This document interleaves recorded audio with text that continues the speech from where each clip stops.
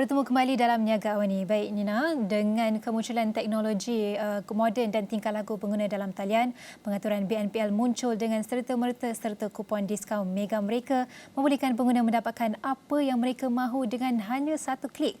Penggunaan pembayaran BNPL Malaysia dijangka berkembang dengan mendadak. Jadi rakan penyampai Harits ada perincian data-data penting untuk kita fahami. Ya. Sudah tentu saya percaya Nina dan juga Nabilah merupakan antara orang yang aktif dalam online shopping, terutamanya menggunakan BNPL ataupun Buy Now Pay Later ini. Dia ada pro and cons-nya lah. Ada data-data penting yang ingin saya kongsikan di sini. Penting untuk kita faham kerana dalam situasi ini pengguna perlu bijak. Itu kata kunci utamanya. Pengguna itu perlu bijak. Baik. Berkenaan dengan Buy Now Pay Later ini ataupun beli sekarang bayar kemudian BNPL, okey, ianya dijangka capai sekitar 2.6 bilion nilai keseluruhan pada akhir tahun 2022 ini, 2.6 bilion dengan purata kadar pertumbuhan tahunan ataupun CAGR sebanyak 49%. Pertumbuhan ini adalah dari tahun ini 2022 hingga 2028. Tinggi dalam tempoh sekitar kurang daripada 4 ataupun 6 tahun, kita dapat lihat bahawa peningkatannya hampir 50%.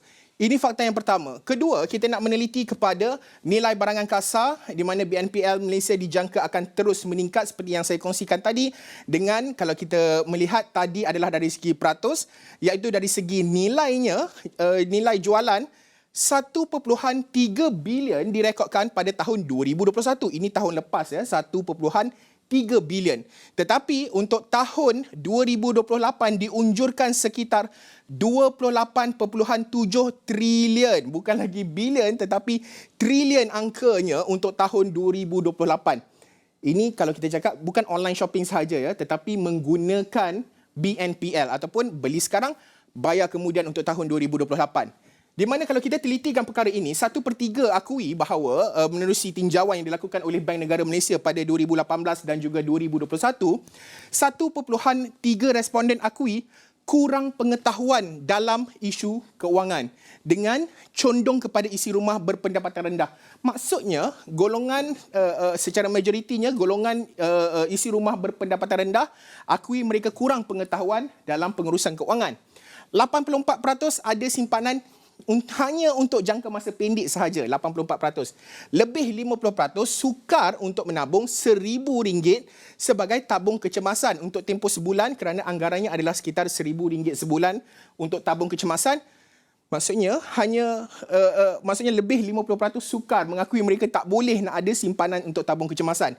24% akui bahawa sekitar 24% sahaja jika berlaku apa-apa kecemasan ataupun hilang punca pendapatan, hilang pekerjaan dan sebagainya, mereka hanya boleh survive sekurang-kurangnya 3 bulan.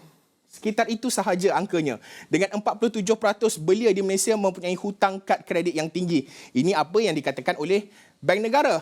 Jadi, perlu ada dari segi bagaimana kita nak meneliti perkara ini. Bank Negara Malaysia, Kementerian Keuangan dan juga Suruhanjaya Sekuriti termasuk mereka yang membekalkan sistem BNPL ini akan mewujudkan iaitu Akta Kredit Pengguna CCCA dan Lembaga Pemantauan Kredit Pengguna CCOB. Jadi antara perkara yang akan ditelitikan dalam ini termasuklah risiko kawalan melibatkan perlindungan pengguna, sistem patuh syariah dan juga literasi keuangan. Jadi sudah tentu anda nampak banyak salurannya, Maybank MAE ada, Boost ada, Shopee Pay ada. Shopee Pay ni kira popular lah. Sudah tentu bagaimana kita nak pastikan pengguna itu bijak berbelanja, kawalannya bagaimana dari segi keselamatan dan pelbagai lagi. Jadi untuk waktu ini kita nak terus sahaja bersama dengan individu yang sesuai untuk bercerita berkenaan dengan isu ini. Jadi saya nak bersama dengan Raymond D. Gabriel yang merupakan pengarah eksekutif People System Consultancy Sdn Bhd. Raymond, terima kasih kerana sudi bersama dalam Niaga AWANI. Pertama sekali, bagaimana kita nak memahami penerimaan konsep BNPL, Buy Now Pay Later ini di Malaysia, Raymond? So, penerimaan BNPL ni di Malaysia amat berkembang. Yang research yang tadi ditujukan tu daripada 2021, BNPL ni secara purata kasar pembelian akan naik daripada 1.3 bilion kepada 2.6 bilion dalam 1 tahun saja. So kenaikan ini menunjukkan ada lebih consumer yang sukakan BNPL ini kerana kemudahan kredit yang senang, tiada kawalan yang susah yang membuatkan mereka supaya susah nak beli barang-barang di luar kemampuan mereka, golongan-golongan yang mungkin dalam keadaan gig economy atau keadaan yang mana mereka telah hilang pekerjaan yang perlukan kredit tu senang untuk mendapatkan kredit. Ya, so memang ada kenaikan lah dan penerimaan menggunakan BNPL ini di Malaysia. Jadi kita ada nampak kenaikan dalam BNPL Malaysia. Jadi apakah impak konsep BNPL ini sendiri kepada kawalan kewangan dan perbelanjaan, terutama kita cakap golongan anak muda, lebih-lebih lagi BNPL kini sudah dianggap sebagai kad kredit alaf baru. Ya, so kalau kita tengokkan kemuflisan di negara kita, 21% daripada mereka yang muflis di negara ini, lebih kurang 46,000 orang tu, 21% itu golongan anak muda, ya. Dan sebab utama mereka muflis itu pinjaman peribadi, ya. Ini menunjukkan ada tabiat untuk mendapatkan kredit yang senang, untuk mendapatkan pinjaman yang senang. So ada behavior pattern pola yang sudah ada, ya. So mereka mungkin menganggapkan mendapatkan kredit ini senang, so kita boleh membeli barang. Tapi yang risau kepada anak-anak muda ni, yang belia kita ni, mereka ini mungkin membelikan barang yang keluar mampuan mereka. Dan kemudian bila mereka tidak mampu bayar balik, mereka akan dikenakan kaedah-kaedah atau faedah yang tinggi, ya. Dan ini akan jadi memberikan impak yang besar terhadap mereka, ya. Dia akan dikenakan mungkin legal issues, muflis, banyak-banyak problem yang lain kepada mereka, ya. Anak-anak muda ni dan belia ni tak faham. Mungkin senang untuk dapat kredit itu, pros memang adalah kalau kita tak ada gaji tetap, okay, buy now pay later ni mungkin menyenangkan mereka, beban mereka, beban kewangan mereka, beban untuk membeli barang. Tapi yang cons tu mungkin akan membuatkan mereka membeli barang keluar kemampuan mereka, dan ini akan menjadikan satu kesusahan masa hadapan untuk dia. Seperti yang disebutkan tadi, ada pros dan consnya untuk buy now pay later ni. Jadi adakah perlu adanya kawalan undang-undang terperinci melibatkan bayaran BNPL ni, seperti syarat-syarat kelayakan tertentu diperhatikan dalam konsep buy now pay later ni? Ya, kalau kita pergi ke bank dan kalau kita dapat pinjaman, kita ada disclosure sheet, ada regulasi yang tertentu daripada bank negara, kan. Tapi kalau kita mendapat BNPL ini, tak ada akta yang keluar. Dia katakan dia akan keluar mungkin akhir tahun ini. So CCA ni tu penting, Credit Control Act, kerana kita kena protect hak pembeli, ya, daripada apa yang berlaku kalau mereka tidak boleh membayar balik. Faedah yang dikenakan kalau mereka lewat bayar tu, charge lewat bayar tu, sekarang BNPL tu amat tinggi, lebih tinggi daripada kredit kad juga. So kebanyakan pengguna yang menggunakan BNPL ni, dia tak faham, dia tak tahu risiko-risiko yang ada, kan. So kalau kita ada macam product disclosure sheet, apa risiko yang ada sebelum kamu boleh sign up, itu penting. So CCA ni saya ingat lebih banyak penting untuk pengguna sebab mereka akan faham apa risiko-risiko yang ada kalau mereka membeli barang, kalau mereka membeli barang keluar mampuan, apa yang terjadi kalau mereka tidak boleh membayar balik. So perlu ada regulasi dalam area ini, ya, yang lebih. Ya, Raymond, kita menyebut berkenaan dengan dalam perkongsian saya tadi, data-data yang penting itu, Raymond juga kongsikan angka-angka mereka yang muflis dan sebagainya. Jadi akhir kata ataupun kata kuncinya adalah pengguna itu perlu bijak, tetapi perlu juga seperti yang Raymond katakan tadi, perlu juga kawal selia. Bagaimana pendidikan, kawal selia dan juga proses-proses dalam memberi pendidikan.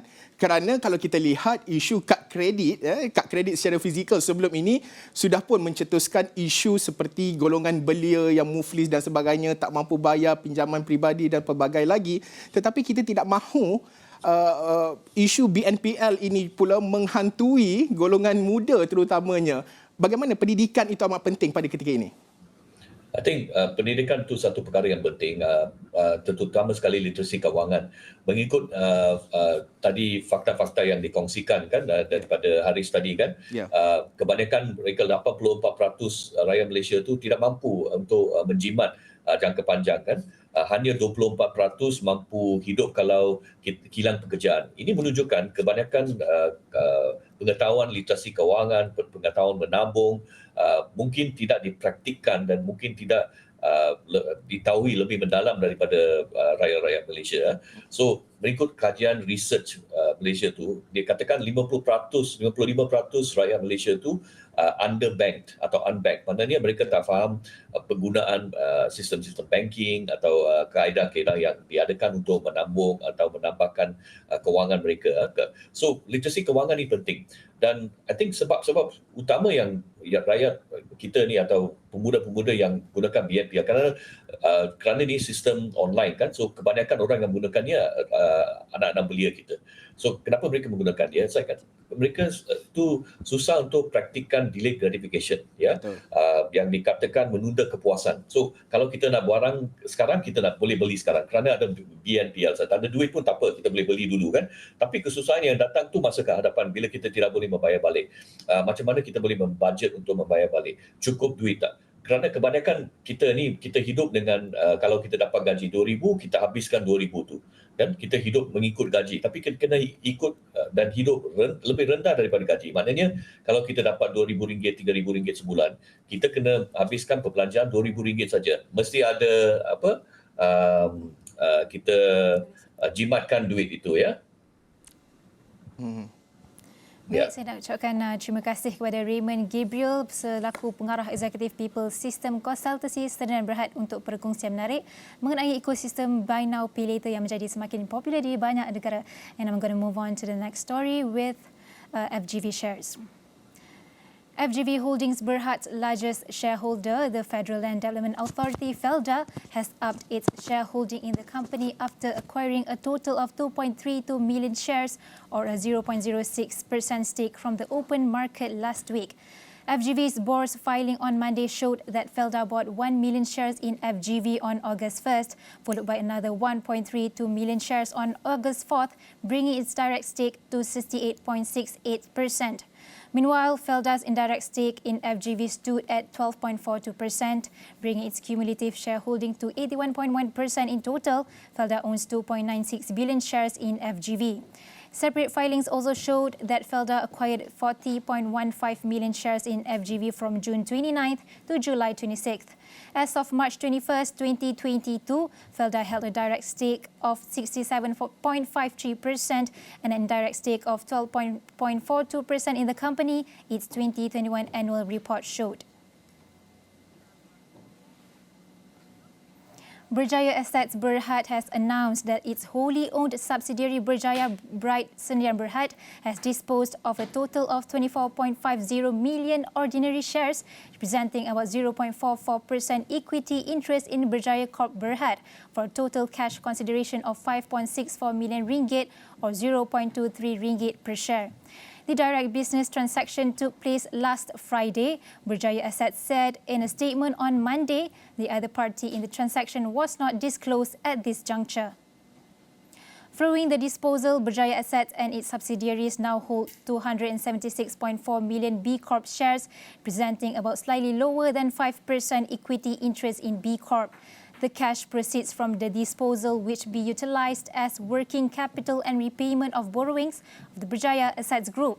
It noted that the disposal has no effect on the Berjaya Assets issued share capital or substantial shareholders' shareholdings. The disposal also has no material effect on the Berjaya Assets net assets, earnings and gearing for the current financial year ending June 30th, 2020. The ratification of the Comprehensive and Progressive Agreement for Trans-Pacific Partnership CPTPP is expected to be completed by the end of this year, Senior Minister of the International Trade Industry MITI Datuk Sri Muhammad Azmin Ali said. According to the Edge, currently there are still 4 laws under the Ministry of Human Resources and Ministry of Communications and Multimedia that needed to be amended before moving on to the next phase. MITI had presented the findings of the Cost and Benefit Analysis (CBA) of CPTPP to the Cabinet last month, and it made a conclusion that the benefit of CPTPP ratification outnumbered the expected cost. He said MITI would continue its engagement with stakeholders to ensure all stakeholders understand and comply with the obligation under the CPTPP. Next, we have a clip on BizTech Asian Mid-Day Market Watch, a discussion between host Brian Fernandez with guest Vishnu Varadhan, Head of Economics and Strategy, Mizuho Bank. A conversation of insight on regional markets performance as well as talks about regional markets performance. Let's take a look. Now, so here's the dichotomy. It's very clear that in Europe, they're in for a deep recession. But the signs are not beyond the inverted yield curve. The signs are just telling us the opposite in the US. Absolutely. I mean, you get jobs numbers. The jobs created was more than double at over 500,000. You have unemployment continuing to fall, and wage gains continue to be much more rapid than anticipated. And so the Fed is, as things stand, even if inflation peaks out, if it comes back below 9%, the Fed cannot dial back proportionately how much tightening it's going to do because of the wage price spiral risks. So there are aspects of the US economy that's strong, but equally, you also see signs in the ISM that there are soft spots starting to emerge. So as you rightly point out, the trouble is the dichotomy, where it's not just across the Atlantic, even within the US, there's a dichotomy between soft spots in the market, but not being able to take their eyes off the inflation ball, which is reminiscent of previous experience where rate hikes have led to recessions, and I think that's what markets are fretting now. And so then I want to bring another bit of data that's closer to home, which is China. So now, over the weekend, China reported trade data for July, and it showed that US dollar-dominated exports grew about 18% compared to a year ago. Now, that's the fastest growth this year, and it beat analysts' expectations. The number that they expected, according to a Reuters poll, was something like 15%. Now, another set of data, China's dollar-denominated imports increased 2.3% in July, lower than the expected 3.7% gain. So closer to home then, we have this data from China that, while on one school of thought saying that China is going into a period of slower growth, some of the data, well, as you always say, backward-looking data suggests that the slowing growth is not slowing clearly enough. Yeah, I mean, that's certainly something we need to think about if it's through the data. But the trouble with the data is you've had all these disruptions and distortions along the way. So you have supply chain disruptions, and then that kind of catch-up data. And you also have the price effect, because the data we see are based on prices going higher as well.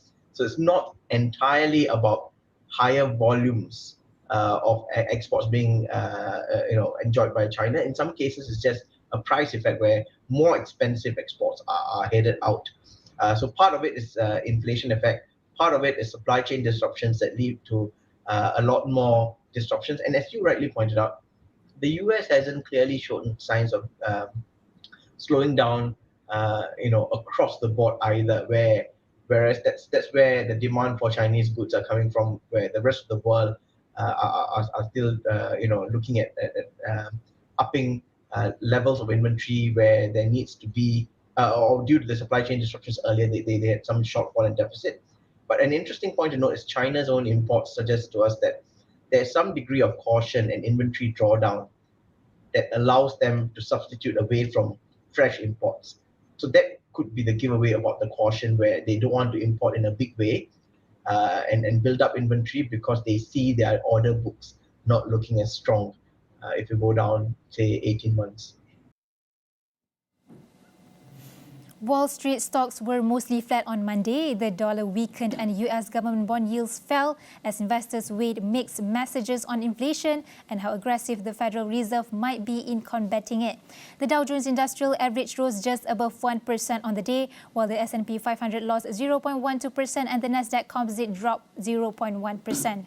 Stock 600 finished up around 0.7% on Monday, led by cyclical and growth stocks helping it recover losses from Friday.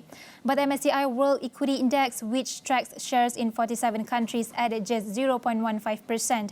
Strong US jobs data last week raised the stakes for the July US consumer prices report due on Wednesday, which could see a further acceleration in inflation and more aggressive Federal Reserve interest rate hikes.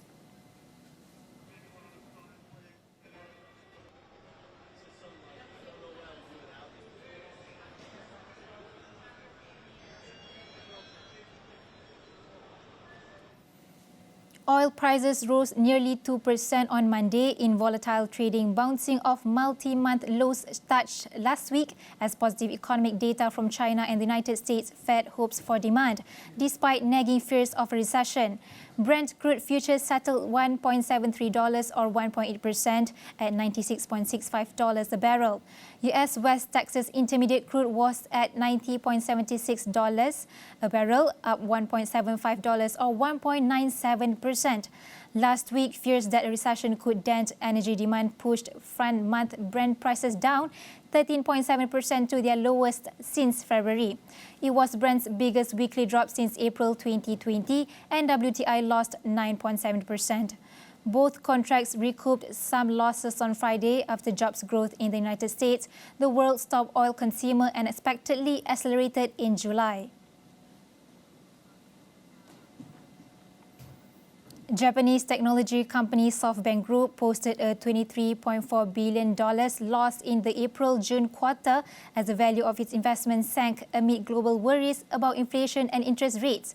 The CEO of SoftBank, Son Masayoshi, said that the cause of the loss is attributable to himself as he made the calls to invest on a big scale. SoftBank Group Corporation's loss of 3.16 trillion yen was a reversal from its 762 billion yen profit in the same quarter a year earlier. The company said Monday that quarterly sales rose 6%. For the fiscal year that ended in March, SoftBank racked up losses 1.7 trillion yen, a reversal from the 4.9 trillion yen profit for the previous year.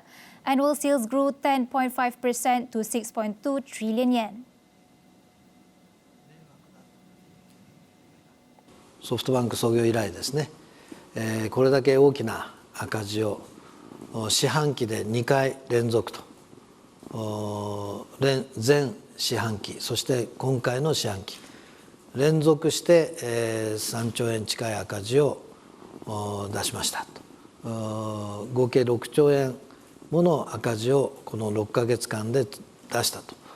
このことをですね、しっかりと反省し、戒めとして覚えておきたいと。特に私の思い入れによって大振りしたという案件が多かったので、それで失敗した案件が多かったので、それを反省してビジョンファンド2においてはですね、より組織的により細切れに確実なヒットを出したいと。